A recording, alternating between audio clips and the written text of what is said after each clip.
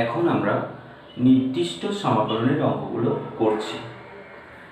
আর এর আগের ভিডিওতে তোমরা নিশ্চয়ই নির্দিষ্ট সমাকলনের এক্সারসাইজ 9A এর অতি সংক্ষিপ্ত 5-এর পর থেকে যে অঙ্কগুলো রয়েছে ওগুলো নিশ্চয়ই এতক্ষণে করে নিয়েছো। তো এখন আমরা আলোচনা করব সংক্ষিপ্ত উত্তরধর্মী যে অঙ্কগুলো রয়েছে নির্দিষ্ট সমাকলনের সেই অঙ্কগুলো নিয়ে। দেখো, প্রথম যে অঙ্কটা রয়েছে সংক্ষিপ্ত 1, fx equal to a plus bx plus cx square হলে একটা প্রমাণ করতে দিয়েছে যে 0 to 1 fx dx equal to 1/6 f0 plus 4 f half plus f1, এটার সঙ্গে এটা প্রমাণ করতে দিয়েছি।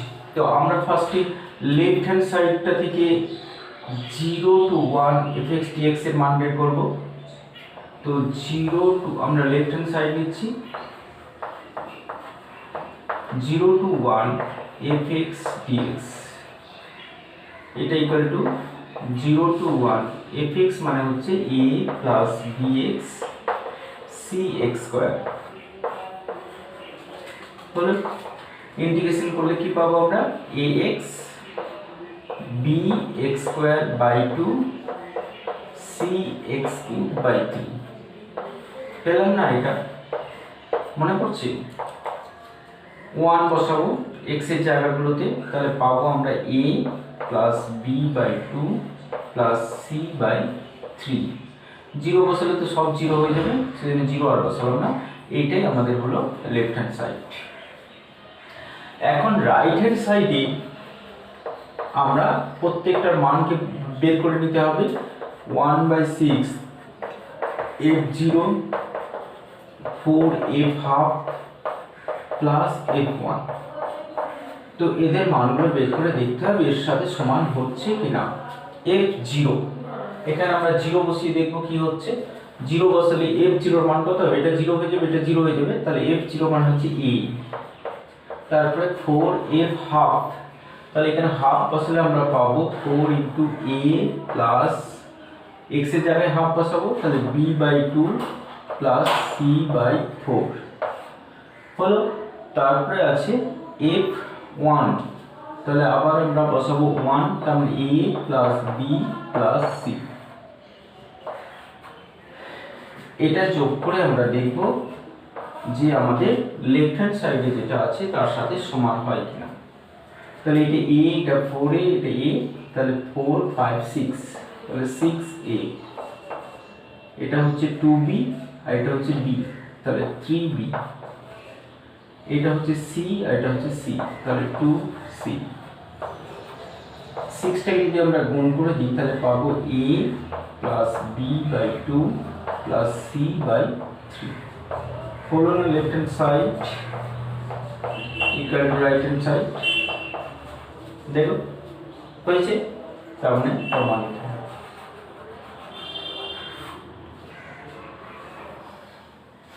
তারপরে দেখো 2-এরটা আমরা কিন্তু এমসিকিউ না অতি সংক্ষিপ্ত 19-এ ঠিক এইরকমই একটা অঙ্ক করে এসেছি, সেই জন্য আমি এই অঙ্কটা পুরো করে দিচ্ছি না।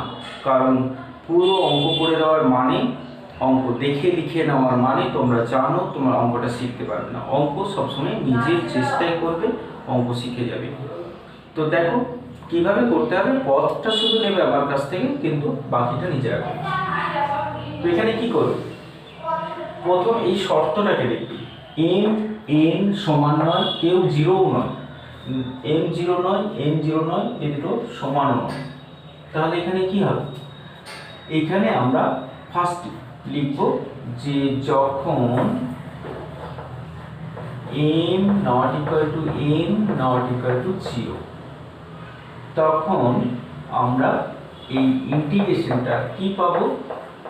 তখন i ইকুয়াল টু নেব আমরা হাফ দিয়ে 2 গুণ করে নেব। তাহলে 2 cos a cos b সূত্র বসিয়ে দেব। তাহলে 2 cos a cos b সূত্র আমরা জানি, cos a plus b plus cos a minus b। তাহলে যেভাবে আমরা 19-এরটা করেছিলাম, দেখো 19-এর ঠিক এরকম আমরা সাইন দিয়ে অঙ্ক করেছিলাম m not equal to n দিয়ে, ঠিক এখানে 19-এর 1-এর মতো করেই অঙ্কটা হবে। তাহলে এটা করতে পারবে 19-এর 1-এর মতো করে, ঠিক আছে, ওটা সাইন ছিল, এটা কস।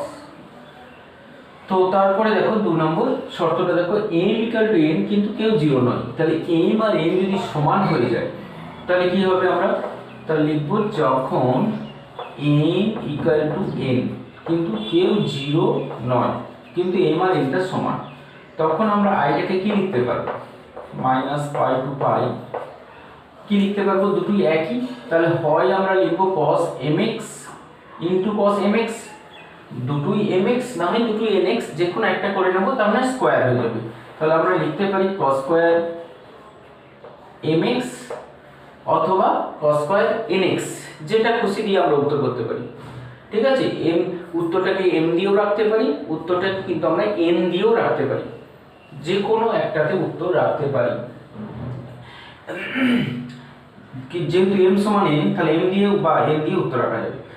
তারপরে বুঝতেই পারছো যখনই cos স্কয়ার mx হয়ে গেল, অঙ্কটা হয়ে যাবে 19-এর 3 নম্বরের মতো।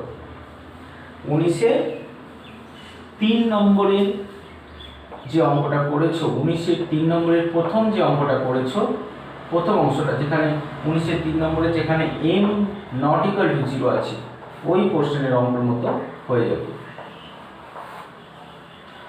মানে হাফ দিয়ে 2 গুণ করে cos a minus b 1 minus cos 2 থিটার সূত্র বসিয়ে হয়ে যাবে।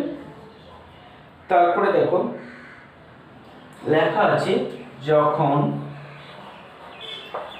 m সমান n সমান 0, তার মানে m টাও 0 n টাও 0, তাহলে m আর n দুটোই যদি 0 হয়ে যায় তাহলে cos 0 মানে 1, এটাও cos 0 হচ্ছে 1, তাহলে তখন ইন্টিগ্রেশনটা হয়ে যাবে মাইনাস পাই টু পাই, শুধু হয়ে যাবে 1 dx, মানে শুধু dx হয়ে যাচ্ছে, তার মানে এটা শুধু x চলে আসবে, তার মানে এই অঙ্কটাও হয়ে যাচ্ছে মাইনাস পাই টু পাই, এই অঙ্কটাও হয়ে যাচ্ছে 19-এর 3 নম্বরের সেকেন্ড পার্টটার মতো। 19-এর 3 নম্বরের সেকেন্ড পার্টের মতো, যখন m সমান 0, m সমান 0 যে পার্টটায় আছে। বুঝেছো নিশ্চয়ই? আমি তো পড়িয়ে দিলাম, এটা তো মাইনাস পাই আর প্লাস পাই হয়ে যাবে, 2 পাই হয়ে যাবে, ঠিক আছে। তারপরে দেখো 3-এর পর থেকে যে অঙ্কগুলো রয়েছে এগুলো সব আমরা কিন্তু আগে করেছি, সব পুরনো অঙ্ক, শুধু এখানে নতুন কি আছে, কি জন্য দিয়েছি আবার না, মানগুলো বসাতে হবে নির্দিষ্ট অঙ্ক, সেই জন্য এখানে আবার দিয়েছি। দেখো cos 4 আগে ইন্টিগ্রেশন আমরা করেছি, এটা x এর যুগ্ম পাওয়ার আছে, তো x এর যুগ্ম পাওয়ার থাকলে আমরা কি করব, ওকে গুণিতক কোণে, মানে 2 দিয়ে হাফ দিয়ে, বাইরে হাফ দিয়ে 2 দিয়ে গুণ করে গুণিতক কোণে প্রকাশ করে অঙ্কগুলো করতে হয়। 4-এরটা দেখো 1 + x + x স্কয়ার, আমরা পূর্ণবর্গ করে করতে পারবো।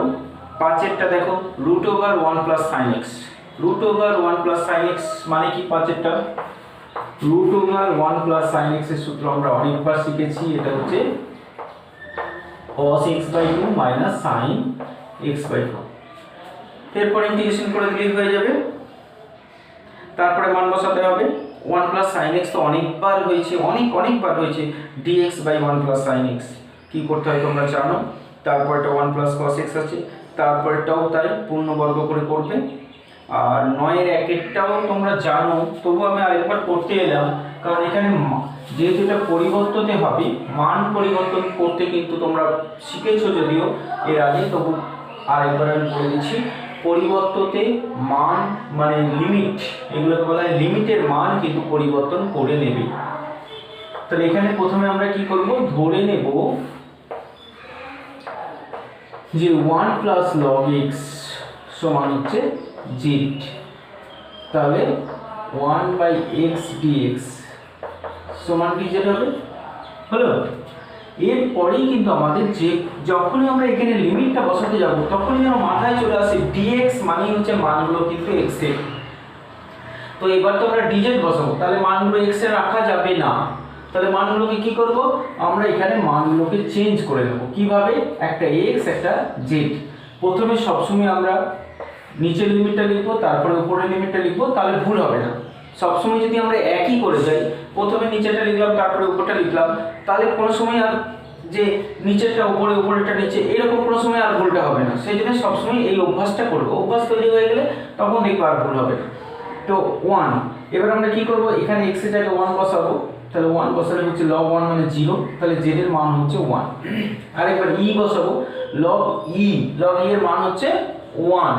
তাহলে log e যদি 1 হয় তাহলে এটা 1 + 1 তার মানে 2। হলো না লিমিট পরিবর্তন? তাহলে এখানে আমরা কি লিখব, 1 2 2। সব সময় আমরা নিচেটাকে আগে লিখব, পড়ার সময়ও নিচেটাকে আগে পড়তে হয়, সেজন্য লেখার সময়ও নিচেটাকে আগে লিখব, উপরটা কোনো সময় আমরা আগে লিখব না। তাহলে এখানে দেখো 1/x dx, এর 1/x dx, তাহলে এটাতে বসছে dz আর নিচেতে এটা সমান আমরা z ধরেছি।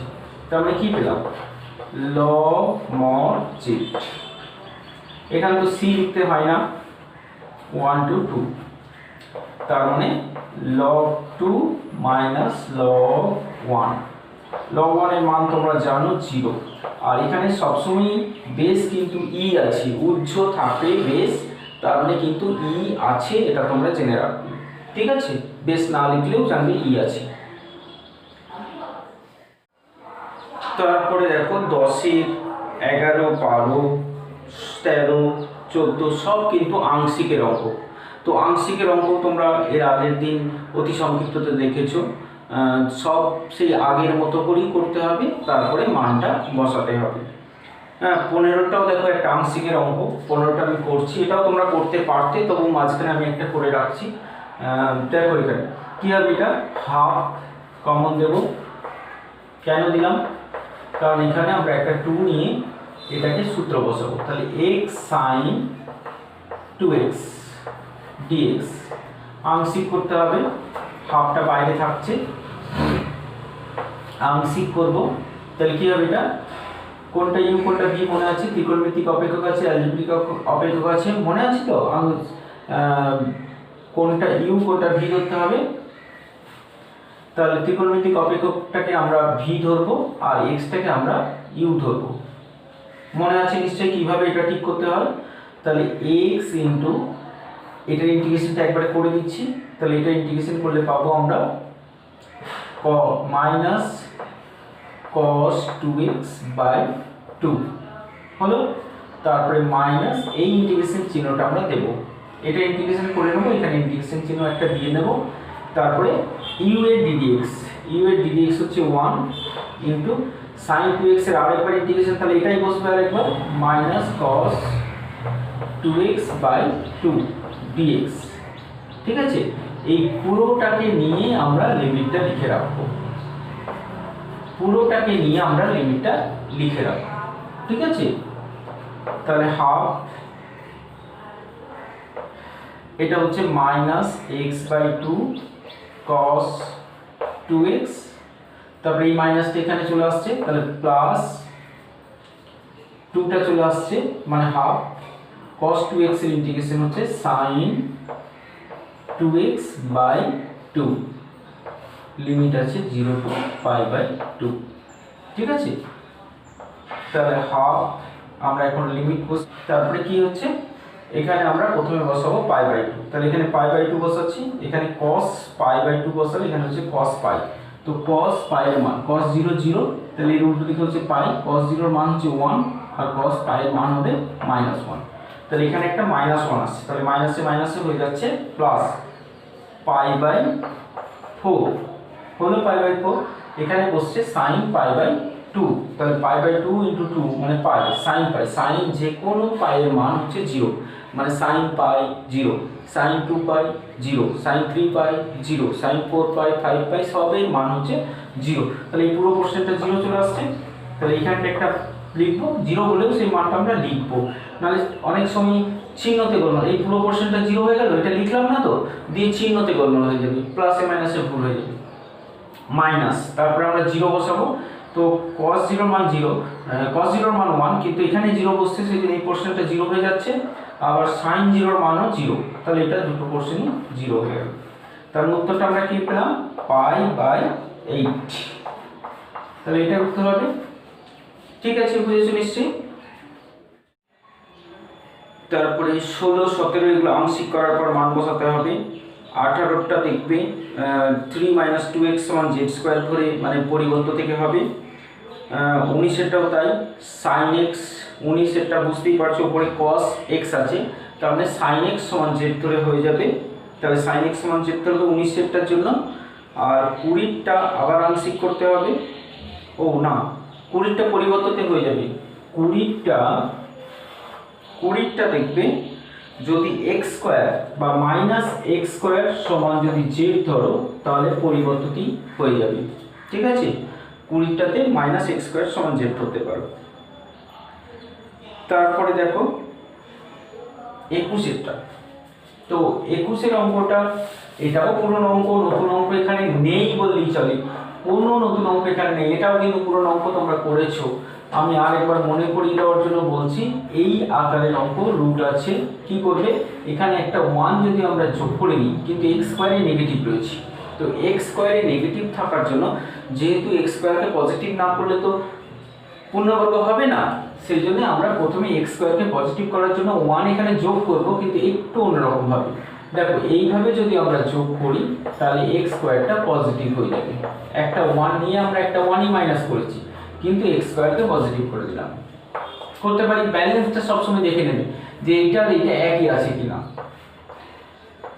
ঠিক আছে, তাহলে √ আমরা পাচ্ছি 1 - এখানে তোমাদের আগেও বলেছিলাম, আরো একবার বলছি, এখানে 1 - x এর হোল স্কয়ারও লেখা যায়, আবার x - 1 এর হোল স্কয়ারও লেখা যায়। তাহলে কোনটা লিখবো আমরা, x কে পজিটিভ রেখে যদি লেখা যায় তাহলে x কে আমরা নেগেটিভ করতে যাব না, কারণ x কে নেগেটিভ করলেই আমাদের কিন্তু আবার সেই -1 দিয়ে ভাগ করতে হবে।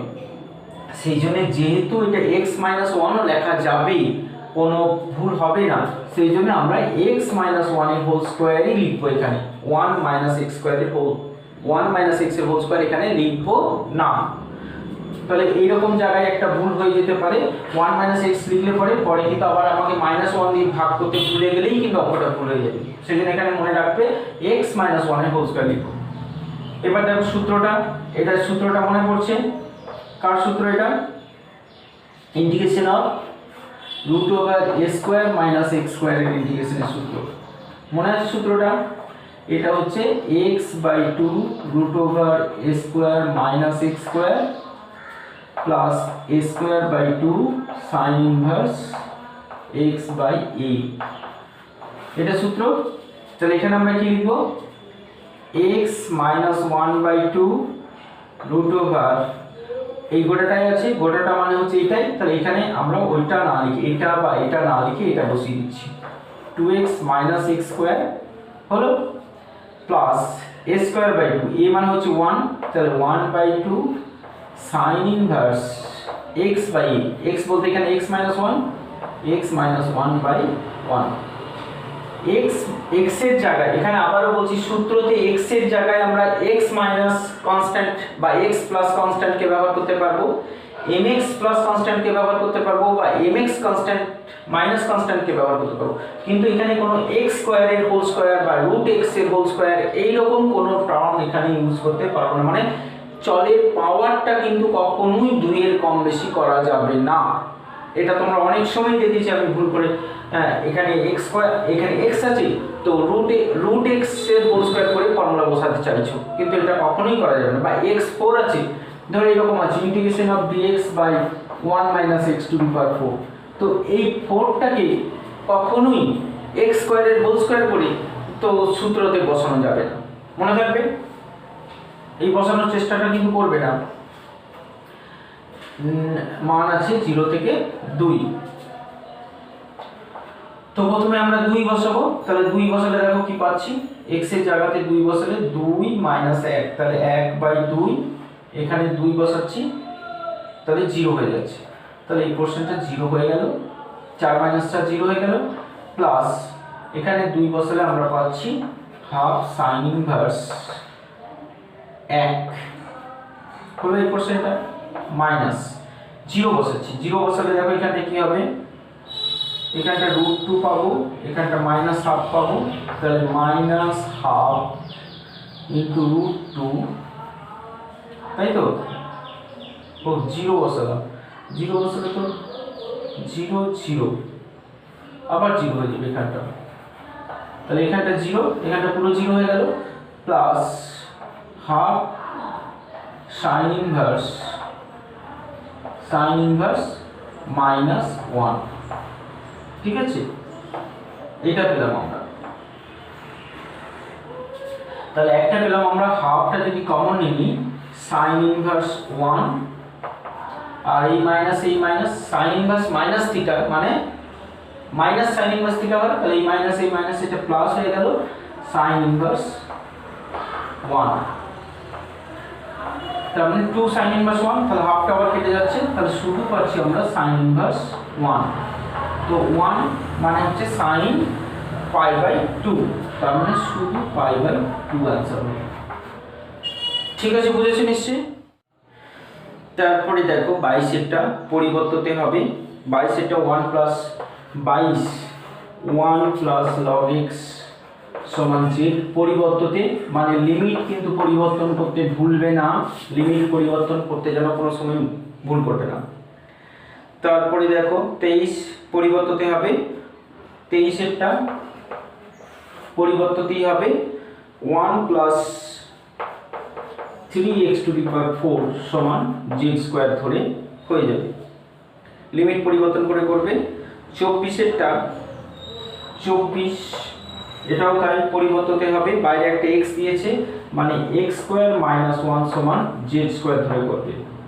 অবশ্যই প্রত্যেকটাতে লিমিট যেন পরিবর্তন করে নেবে, কারণ লিমিট বলতে এই যে ইন্টিগ্রেশনের যে নির্দিষ্ট যে মানগুলো দেওয়া আছে ওগুলো কিন্তু x dx লেখা থাকলেই জানবে ওটা x এর মান, তাহলে তুমি যখন এটাকে dz লিখবে তখন ওটা z এর মানে কিন্তু পরিবর্তন করে নিতে হবে, ঠিক আছে? 25 এ দেখো, 25 এর tan³ থিটা d থিটা, এটাও আমরা আগে করেছি, এখানে নতুন অঙ্ক কোনোটাই নেই, সব পুরনো অঙ্ক। তাহলে tan³ থিটা আমরা করেছি, এই বিশেষ আকারের মধ্যেই ছিল, আমরা জানি tan এর অঙ্কতে একটা tan কে রেখে দিয়ে বাকিটা tan² করে নিতে হয়, মনে পড়ছে? এখানে tan4 থাকলে tan² tan5 থাকলে tan³ * tan² মানে একটাকে অন্তত tan² করতে হবে, একটা পার্ট। তাহলে tan² এর পার্টটাকে সেকে নিয়ে যেতে হয়, sec² থিটা -1 d থিটা, ও নির্দিষ্ট অঙ্ক। তাহলে লিমিটটা হচ্ছে 0 to π/4 দেওয়া আছে, 0 to π/4, 0 to π/4, 0 to π/4 tan theta sec² theta d theta এই একটা part minus 0 to π/4 tan theta d theta এই আর একটা পার্ট হলো। এই পার্টটা কি করে করতে হয় আমরা জানি, tan থিটা tan এর সঙ্গে সেকের যদি যুগ্ম পাওয়ার থাকে যে কোনো জায়গায়, tan এর সঙ্গে সেকের যদি যুগ্ম পাওয়ার থাকে বা জোড় পাওয়ার থাকে তাহলে tan x সমান z, তাহলে এখানে tan থিটা সমান আমরা z ধরে নিচ্ছি, তাহলে পাবো sec² থিটা d থিটা সমান dz, আর নির্দিষ্ট এসে যেটা যোগ হয়েছে লিমিট পরিবর্তন করতে হবে। তাহলে এই লিমিটটা আমরা পরিবর্তন করে নেব, একটা সব সময় বলেছি নিচের লিমিটটা আগে লিখতে হয়, কারণ পড়ার সময় তো নিচেটা আগে করতে হয় না। এটাকে কিভাবে করতে হয়, ইন্টিগ্রেশন অফ 0 to π/4, কখনোই π/4 to 0 করে করতে হয় না, মানে পড়া যাবে না। তাহলে যেহেতু 0 to π/4 তাহলে সবসময় 0 কে আমরা আগে লিখবো, তাহলে আমাদের ভুল হবে না, এলোমেলোভাবে লিখলে সবসময় একটা ভুল হয়ে যেতে পারে। তো দেখো এখানে কি করব, তাহলে 0 বসাচ্ছি, tan 0 এর মান হচ্ছে 0 আর tan π/4 এর মান হচ্ছে 1। তাহলে লিমিট পরিবর্তন করা এমন কিছু ব্যাপার না, খুব সহজ ব্যাপার, 0 to 1 বরঞ্চ পরিবর্তন করে নিলে আমরা সহজ ভ্যালু পাচ্ছি, অনেক সুবিধা হচ্ছে। এই মানগুলোকে আর থিটাতে ঘুরিয়ে আনতে হবে না, জেডেই সরাসরি বসিয়ে দিতে পারবো, অনেক সুবিধা মানটা পরিবর্তন করে নেওয়া। তাহলে এটা z dz মাইনাস, এটা তো আমরা ইন্টিগ্রেশন করে নেব, এটাকে যেহেতু এখানে d থিটাকে বসানোর জায়গায় পাবো না সেই জন্য এটা সরাসরি আমরা থিটাতেই ইন্টিগ্রেশন করতে পারবো, কারণ এটা আমাদের আদর্শ আকারের মধ্যেই আছে, এটা আদর্শ আকারের মধ্যে পড়ে। তাহলে tan থিটার ইন্টিগ্রেশন হচ্ছে log mod sec থিটা, ঠিক আছে। এটার লিমিট আলাদা আছে আর এটার লিমিট আলাদা আছে। তাহলে এটা হচ্ছে z²/2 0 to 1, এটা লিমিটের মানটা আমরা বসিয়ে দিচ্ছি। তাহলে কি পাবো এখানে log sec π/4, sec π/4 মানে √2 মাইনাস sec 0, sec 0 এর মান হচ্ছে 0, এই sec 0 এর মান হচ্ছে 1, তাই না, log 1। ঠিক আছে, তাহলে আমরা দেখে নেব আরেকবার কত হয়। z² মানে হচ্ছে 1/2 মাইনাস 0 মাইনাস log √2 কে আমরা লিখতে পারি হাফ log 2, log 1 এর মান তো 0, তার মানে হাফটা কমন নিলে আমরা পাচ্ছি 1 মাইনাস log 2। এটাতেই আমরা অ্যান্সার রাখতে পারবো। ঠিক আছে, তাহলে আজকে এই পর্যন্তই রইল।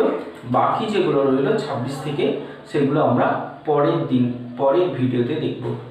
ঠিক আছে, অঙ্কগুলো সলভ করে নেবে, ভালো থাকবে, সুস্থ থাকবে, অঙ্ক করবে, কেমন?